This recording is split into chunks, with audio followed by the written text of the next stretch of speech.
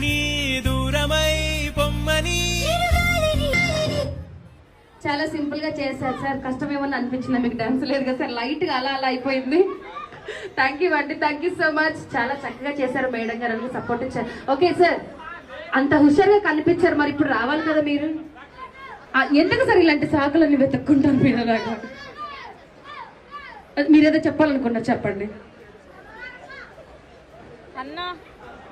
Okay sir, మీ పేరు చెప్పండి sir.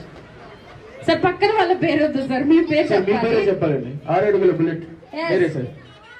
ఒకసారి జనా గారు, జనా చూసారా ఎలా తెలుసుకున్నారు నిన్నేమో. జనా గారు ఎలా ఉన్నారు? జన అంటే ధన అనాలి స్టేజ్. రండి సార్ జనా గారు.